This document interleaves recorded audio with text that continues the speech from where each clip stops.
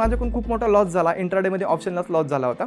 त्यामुळे माझं जे सगळं जे कॅपिटल आहे ते सगळं टोटल कॅपिटल वाईप आउट झालं होतं। जे काही पैसे असतील, जे काही गोष्टी, जे काही मी लाईफस्टाईल जगलो होतो ते डायरेक्टली पॉज झालं सगळ्या गोष्टी। असं मी म्हणेन की तो जो काळ आहे तो माझ्या शत्रूवरती पण नाही यावा। जवळपास 4 वर्ष मी घरच्यांची खोटं बोलत गेलो की मला इंजिनिअरिंगला फर्स्ट इयरला गॅप आहे, हा सांगितलंच नाही। कारण का हे सांगायचं कसं, ताने मारायचे लोक की एफ किंग वगैरे किंवा सोशल मीडियावरती काम करतो असं तसं हे म्हणायचे लोक मला। 20,000 पासून मी तिथं डायरेक्टली ऑप्शन बाईंग करायला सुरुवात केली। करंटली एक स्टेबल आहे आणि जवळपास आपल्याकडे आता जवळपास 1 CRच्या आसपास माझ्याकडे आता भांडवल आहे, मार्केटमधूनच मी उभा केलेलं। नमस्कार, माझं नाव बाळकृष्ण नाळे, तसं राहणार मी बारामतीचा। माझं मूळ गाव आहे बारामतीपासून 7 किलोमीटर अंतरावरती नेपतवळण। तर ह्या जोस्टॉकच्या माध्यमातून मी तुम्हाला माझी जी जर्नी आहे, मी जवळपास बघा एक 20 रुपयापासून कामाला स्टार्ट केलं होतं आणि आता जे काय माझे करंटचे जे स्टार्टअप आहेत ह्याची जी जर्नी आहे तुम्हाला मी शॉर्टमध्ये सांगणार आहे। तर शेअर मार्केट हा जो कन्सेप्ट आहे हा तुम्ही माहीत असेल तुम्हाला की ह्या कन्सेप्टकडे बघण्याचा लोकांचा जो दृष्टिकोन आहे हा दृष्टिकोन खूप वेगळा आहे। तसंच बघा ज्यावेळेस मी 2017-18 साली शेअर मार्केटमध्ये आलो होतो तर त्यावेळेस मला भरपूर लोकांनी सांगितलेले निगेटिव्ह कमेंट्स दिल्या की ह्या क्षेत्रात तू जाऊ नको। तर स्टार्टिंगला माझं थोडंसं मी तुम्हाला इंट्रोडक्शन करून देतो। माझं जे शिक्षण आहे, माझं शिक्षण झालं होतं आमच्या गावामध्ये जिप प्राथमिक शाळा नेपतवळमध्ये झालं होतं। त्यानंतर मी 5वी ते 10वी बारामतीमध्ये होतो। 5वी ते 10वी मी एकदम स्कॉलर लेवलला होतो। जवळपास 10वीमध्ये मला त्या काळी जवळपास 80% पडले होते। पण जसं जसं मी कॉलेजला गेलो, 12वीला गेल्यानंतर एक कॉलेजची हवा लागते त्या टाईप मला झालं की डायरेक्टली माझे जे पर्सेंटेज आहेत ते पर्सेंटेज आले होते 50% वरती। त्यानंतर मग मी इंजिनिअरिंगला माझं ॲडमिशन झालं। इंजिनिअरिंग करत असताना घरच्यांनी मला बनायचं होतं तर IT इंजिनियर, पण घरचे पहिल्यांदा म्हणले की मेकॅनिकल घे। त्यानंतर घरातमध्ये एक कंस्ट्रक्शन बॅकग्राऊंड होतं, माझे चुलते वगैरे कंस्ट्रक्शनचा त्यांचा व्यवसाय आहे, चुलत्यांचा कंस्ट्रक्शन व्यवसाय होता। चुलत्यांनी सजेशन दिलं की वडिलांना सजेशन दिलं की आपण त्याला सिव्हिललाच ॲडमिशन घ्यायला लावूयात। तर मग मी directly IT to direct shift झालो, कंस्ट्रक्शन म्हणजे सिव्हिलसाठी शिफ्ट झालो। त्यानंतर सिव्हिलमध्ये काही माझ्या चुकांमुळे मला जो आहे तो फर्स्ट इयरला गॅप पडला। त्या गॅपमध्ये काय झालं की मला जो एक वेगळाच नाद लागला फोटोशूट करण्याचा। मी कंटिन्युअसली फोटोशूट वगैरे करत राहायचो, तर कशासाठी, पैसे मिळवण्यासाठी। फर्स्ट इयरला मला गॅप पडला, गॅप पडल्यामुळं मी घरच्यांना काही सांगितलंच नाही। जवळपास 4 वर्ष मी घरच्यांची खोटं बोलत गेलो की मला इंजिनिअरिंगला फर्स्ट इयरला गॅप आहे, हा सांगितलंच नाही। कारण का हे सांगायचं कसं ह्याची सगळ्यात मोठी भीती होती। कारण का घरच्यांनी स्टार्टिंगपासून, घरची परिस्थिती पण एक जेमतेमच होती, घरच्यांनी स्टार्टिंगपासून पैसे पुरवून पहिल्यापासूनच बाहेर ठेवलं। तर जर मी सांगितलं घरच्यांना जर मला जर गॅप पडला तर त्याचा एक वेगळाच इम्पॅक्ट झाला असता। म्हणून मी घरच्यांना खोटं बोलून घर सोडून आलो। माळेगावला एक फ्लॅट घेतला मित्रांसोबत, सगळे गॅपचेच माझे मित्र होते। तर त्यांच्यासोबत राहायचो, त्यांच्यासोबत जे काय असेल ते आपलं फोटोशूट वगैरे करायचो। फोटोशूट कशासाठी करायचो की पैसे मिळावे, 4 पैसे मिळावे, त्यापासून मला कुठेतरी काहीतरी करते ह्या हिशोबाने मी फोटोशूट करायचो। त्याआधी मी कामही केलं होतं बघा। त्याआधी मी 10वीत असताना झाडावरती पाणी मारायचं एक 20 रुपयाने काम केले होते बारामतीमध्ये। तर त्यातून पण मला जे पैसे यायचे ते पैसे पण मी सेव्हिंग करायचो। मार्केटकडे शिफ्ट कधी झालो मी, ज्यावेळेस बघा कोविडच्या अगोदर एक जवळपास एक वर्षभर अगोदर की घरामध्ये चुलते ऑलरेडी शेअर मार्केटचंच म्हणजे सांगायचे, असं आहे तसं आहे ह्या गोष्टी मला सांगायचे। त्यानंतर मी त्यांच्याशी डिस्कस केलं की मला पण ह्याच्यामध्ये यायचं आहे। तर त्यासाठी मला कळलं की आपल्याला डीमॅट अकाउंट लागतं। पण त्यावेळेस काही घरच्यांना मी सांगितलं की मला डीमॅट अकाउंट पाहिजे। तर घरचे म्हणले की स्टार्टिंगला तुझी 12वी कंप्लीट होऊ दे, 12वी कंप्लीट झाल्यानंतर आपण मार्केटचं डीमॅटचं तुम्हाला अकाउंट काढून देऊ। पण घरच्यांना न सांगताच माझा मामा आहे, तर त्या मामाच्या अकाउंटवरून काय केलं की एक 100-200 रुपये फंड काय केला, ॲड केला आणि ॲड करून त्याच्यावरती स्टार्टिंगला एक बेसिक इक्विटीचे स्टॉक, कुठे एक 10 रुपयाचे 20 रुपयाचे बारके पेनी स्टॉक घ्यायला चालू केलं। तर हळूहळू जसं पडत गेलो आणि लॉकडाऊन जसं आलं, लॉकडाऊन आल्यानंतर एवढं कळलं की मार्केट जे आहे ते मार्केट आता कंटिन्युअसली मार्केट सेलिंगला आहे, मार्केट आता खाली येते। तर त्यावेळेस घरच्यांशी बळच भांडून, घरच्यांशी थोडंसं कन्व्हिन्स करून वडिलांना त्यांच्याकडून 20,000 रुपये घेतले आणि 20,000 पासून मी तिथं डायरेक्टली ऑप्शन बाईंग करायला सुरुवात केली। ऑप्शन बाईंग करायला सुरुवात करत असताना तिथं 20,000च्या कॅपिटलचं हे माझं कन्व्हर्जन झालं जवळपास एक 1.5 लाखाच्या आसपास कन्व्हर्जन झालं। कारण का कोविडमध्ये जे मार्केट आहे ते कंटिन्युअसली डाऊनच येत होतं, त्याचा मला फायदा झाला। हा माझं काही टेक्निकल ॲनालिसिस नव्हतं किंवा म्हणावं लागेल हा एक डायरेक्टली लक फॅक्टर होता। त्यानंतर मला जसं मी चुलत्यांशी डिस्कस केलं की असे पैसे माझ्याकडे आलेले, त्यावेळेस चुलते मला म्हणले की आता तू तुझा एक पोर्टफोलिओ क्रिएट कर। मला त्यावेळेस कळलं की बाबा पोर्टफोलिओ हा एक नावाचा सुद्धा कन्सेप्ट मार्केटमध्ये असतो। तर मी एक पोर्टफोलिओ बनवला। त्या पोर्टफोलिओमधून काय झालं की कोविडमध्ये जे मार्केट जे बॉटमला होतं तिथे कोणता जरी मी स्टॉक घेतला, म्हणजे इव्हन तुम्ही बघितलं असेल मार्केट बघा जवळपास 7,000 वरती निफ्टी होते, 7,000 पासून आज 22,000चा हाय निफ्टीने केला. कोणते जरी स्टॉक घेतले तरी ते स्टॉकमध्ये बुल रन यायचा, तिथून पण एक चांगला पोर्टफोलिओ जनरेट झाला. त्यानंतर अशा पद्धतीने सगळ्या गोष्टी व्यवस्थित चालल्या होत्या. मग मी आलो बीईमध्ये आल्यानंतर काय झालं की घरच्यांना वाटायचं की माझी ऑलरेडी इंजिनिअरिंग कंप्लीट झालेली, पण काहीतरी करतोय हे घरच्यांना माहीत होतं, दिसत होतं की ह्याच्याकडे पैसे येत आहेत, कुठून तरी पैसे चाललेले आहेत त्याचं ते करतोय, त्यामुळे घरचे पण मला काहीच बोलत नव्हते. तर बीईमध्ये काय झालं की बीईमध्ये असा एक डाऊनफॉल आला. मी जो टॉपला होतो त्या टॉपपासून डायरेक्टली बॉटमला आलो.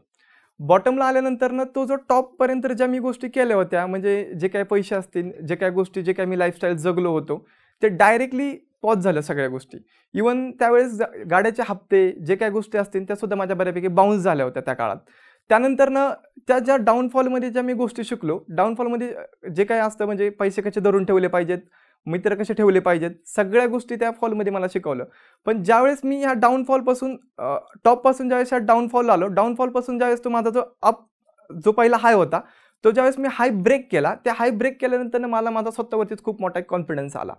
म्हणजे इन शॉर्ट सांगायचं झालं तर तो जो एक काळ होता, तो काळ खूप म्हणजे असं मी म्हणेन की तो जो काळ आहे तो माझ्या शत्रूवरती पण नाही यावा. म्हणजे एवढं मी बॅकफुटला गेलो होतो त्या काळात. तर कारण का वय खूप लहान होतं, वय खूप लहान होतं, त्यामध्ये काय झालं की मार्केट असल्यामुळे मार्केटमध्ये तुम्हाला तर माहिती आहेच की लॉस प्रॉफिट ह्या गोष्टी चालत राहत होत्या.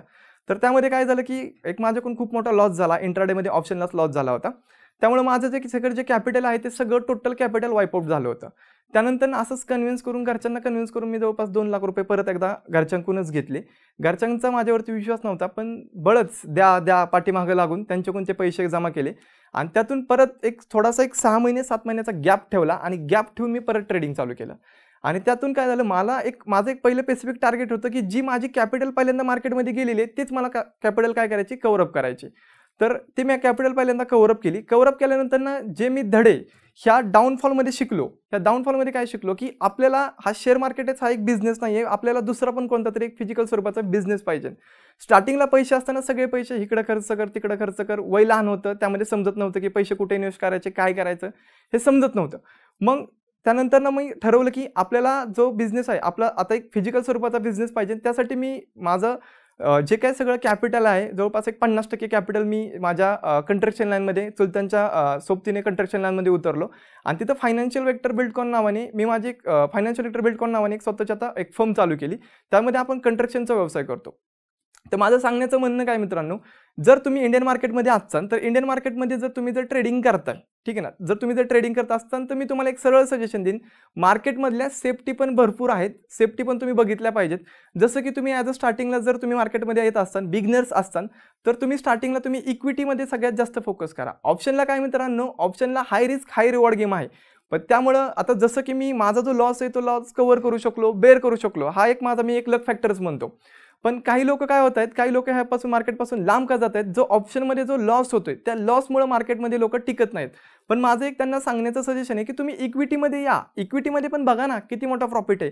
काही स्टॉक तुम्ही जर बघितले तर जवळपास एक 70 ते 80% रॅली देतात वर्षामध्ये. पण ते कसं राहतं की लोकांना पहिल्यांदा लर्निंग नकोय, डायरेक्टली अर्निंग पाहिजे आपल्या मराठी माणसाला. तर माझं त्यांना सांगायचं एकच हेतू आहे, एकच सजेशन आहे, जर मार्केटकडे येत असाल, शेअर मार्केटकडे जर तुम्ही येत असाल तर पहिल्यांदा जी सुरुवात आहे ही सुरुवात तुम्ही करताना इक्विटी मार्केटपासून करा. इक्विटीमध्ये बघा की नक्की काय आहेत, कोणते स्टॉक आहेत, कसा तुम्ही पोर्टफोलिओ तुमचा मॅनेज करू शकता, SIP आहे, ह्या गोष्टी आहेत. त्यानंतर मित्रांनो मी जसं शिफ्ट झालो करन्सी पेअर मार्केटला, बाहेरचे जे मार्केट आहेत त्या करन्सी पेअर मार्केटला पण मित्रांनो फंडेड अकाउंट आहेत, आपल्याकडे मोठे मोठे फंडेड अकाउंट आहेत. त्यातून पण मी एक चांगला आता करंटली एक स्टेबल आहे आणि जवळपास आपल्याकडे आता जवळपास एक 1 CRच्या आसपास माझ्याकडे आता भांडवल आहे, मार्केटमधूनच मी उभा केलेलं. मी ज्यावेळेस माझी सुरुवात केली होती, ज्यावेळेस मला माहित होतं की 20 रुपयापासून मी सुरुवात करू शकतो आणि आता ह्या लेवलपर्यंत पोहोचू शकतो. तर मित्रांनो हे जे मी सगळं जे उभा केलेलं आहे, हे उभा केलेलं आहे फक्त आणि फक्त शेअर मार्केटच्या जीवावरती.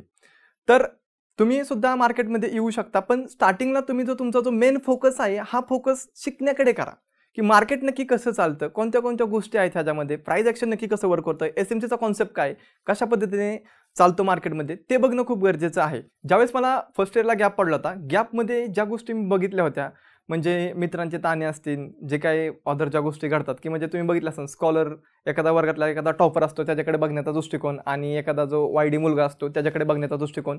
त्यावेळेस माझ्या मित्रांचा किंवा इव्हन कॉलेजचे जे फ्रेंड सर्कल होतं त्यांच्याकडे पण माझ्याकडे बघण्याचा जो दृष्टिकोन होता तो खूप वेगळा होता आणि मला तेच प्रूव्ह करायचं होतं पहिल्यापासून. त्यामुळे तर मी स्टार्टिंगला मॉडेलिंग क्षेत्रामध्ये होतो. तर मॉडेलिंग क्षेत्रामध्ये काय झालं की मला समजलं की हे जे क्षेत्र आहे ह्या क्षेत्रामध्ये म्हणजे एक ताणे मारायचे लोक की एफ बी किंग वगैरे किंवा सोशल मीडियावरती काम करतो असं तसं हे म्हणायचे लोक मला. मग त्यावेळेस मी काय ठरवलं की आपल्याला हे जे आहे किंवा टिकटॉकवरती व्हिडिओ बनवणे मी त्या काळात करायचो. तर हे जे आपल्याला इमेज आहे ही इमेज आपल्याला लांब जास्त घेऊन जाऊ शकत नाही आणि इव्हन घरच्यांना पण ह्या गोष्टी ॲक्सेप्ट होत नव्हत्या की काय करतोय काय नाही. हे घरच्यांना पण म्हणजे बऱ्यापैकी खटकायचं जे काय चाललंय माझं ते. मग त्यामुळे की काय ठरवलं की आपल्याला काहीतरी वेगळं करायचं आहे. तुम्ही पण एखादी गोष्ट ज्यावेळेस एखादी गोष्ट करायची असेल तर तुम्ही एक लाँग दृष्टिकोन ठेवा, एक लाँग टर्म विजन ठेवा त्यामध्ये की आपल्याला काय करायचं आहे. आणि सगळ्यात महत्त्वाचं म्हणजे मित्रांनो मी जो प्रॉफिट जो जनरेट केला म्हणजे इन केस काही ट्रेडर असतील बघा जो हा व्हिडिओ बघत असतील त्यांना माहीत असेल की लॉस प्रॉफिट होतोय.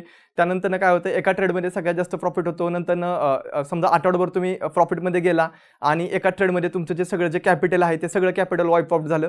तर मी त्यांना एक सजेशन देईन मित्रांनो तुम्ही कंपाऊंडिंग इंटरेस्टचा फॉर्म्युला वापरून डेली एक 1% जरी तुम्ही रूल वापरला त्या 1%च्या रूलवरती मित्रांनो खूप मोठी एक ग्रोथ होऊ शकते. मी तोच वापरून मित्रांनो आत्तापर्यंत ह्या लेवलपर्यंत पोहोचलेलो आहात. कारण का मला मार्केट माहिती आहे एका दिवसात तुमचे जर कॅपिटल डबल झालं तर ते टिकणारा प्रॉफिट नाही आहे. तो टिकूच शकत नाही तुमचा जो प्रॉफिट आहे तो. लक्षात घ्या. कारण का ऑप्शन मित्रांनो हाय रिस्क हाय रिवॉर्ड गेम आहे. हा तुम्हाला प्रॉफिट देऊही शकतो आणि त्या पट्टीत लॉसही होऊ शकतात. लक्षात घ्या. तर त्यासाठी मी तुम्हाला सजेशन देईन की तुम्ही तुमचं एक प्लॅनिंग बनवा, तुमचं एक शेड्यूल बनवा की आज आपल्याला जे आपली कॅपिटल आहे ती कॅपिटल किती मार्केटमध्ये लूज करायची आहे, किती प्रॉफिट आपल्याला जनरेट करायचं आहे. जे काही रिलेटिव्स असतील किंवा जे काही अदर माझे मित्र वगैरे असतील ते मला स्टार्टिंगला नावं ठेवायचे तेच आज मला नाव असतात. मी मार्केटच्या जीवावरती मित्रांनो माझी एक स्वतःची एक 4 व्हीलर बाय केली. त्यानंतर मी माझा कंस्ट्रक्शनचा बिझनेस स्टार्ट केला. मला कळलं की जरी उद्या मार्केटचं जरी काही जरी झालं तरी सुद्धा आपल्याला एक फिजिकल स्वरूपाचा एक बिझनेस पाहिजे. ह्याच्यामध्ये मला जे काही लोकांनी साथ दिली टीम फायनान्शियल वेक्टरचं मी इथं त्यांचा आभार मानतो. जो स्टॉकने मला इथं आमंत्रित केलं आणि इथं येऊन बोलण्याची संधी दिली त्याबद्दल मी जो स्टॉकचा पण आभार मानतो. थँक्यू. जॉब इंटरव्ह्यू क्रॅक करायचा विचार आहे पण कॉन्फिडेंटली इंग्लिश बोलता नाहीये. इंटरव्ह्यूअरने प्रश्न विचारला की घाबरता किंवा फंबल करायला लागता. आता आपण हे सर्व प्रॉब्लेम्स सॉल्व्ह करूया जोश टॉक्स इंग्लिश स्पीकिंग ॲप सोबत. या जाणूया त्या 3 गोष्टी ज्या जोश टॉक्स ॲपला बाकी ॲप पासून वेगळं बनवतात. सर्वात प्रथम talk live with real people feature म्हणजे जिथे तुम्ही डेली रिअल लोकांसोबत इंग्लिशमध्ये लाईव्ह बोलायची प्रॅक्टिस करू शकता आणि कॉन्फिडन्स इन्क्रीज करू शकता. 2 तुम्हाला इथे ग्रामर आणि वोकॅब्युलरीचे डेली सिस्टमॅटिक लेसन्स मिळणार जे तुम्हाला अजून कुठेच नाही मिळू शकत. 3 कोर्स कंप्लीट झाला की आपल्याला मिळणार इंडस्ट्री रेकग्नाइज सर्टिफिकेट ज्याला आपण एक अचीवमेंट म्हणून प्रेझेंट करू शकतो. 1 मिलियनहून जास्त लोक डेली जोश टॉक्स इंग्लिश स्पीकिंग ॲपवर कॉन्फिडेंटली बोलण्याची प्रॅक्टिस करत आहेत आणि आपल्या लाईफमध्ये पुढे चालत आहेत. तर तुम्ही पण आपली ड्रीम जॉब मिळवायची सुरुवात कराच फ्लुएंट इंग्लिश स्पीकिंग स्किल सोबत. आता जॉईन करा जोश टॉक्स इंग्लिश स्पीकिंग ॲप. हा व्हिडिओ आपल्याला कसा वाटला हे आम्हाला कमेंट सेक्शनमध्ये कळवा आणि आपल्या मित्रांसोबत शेअर करायला विसरू नका.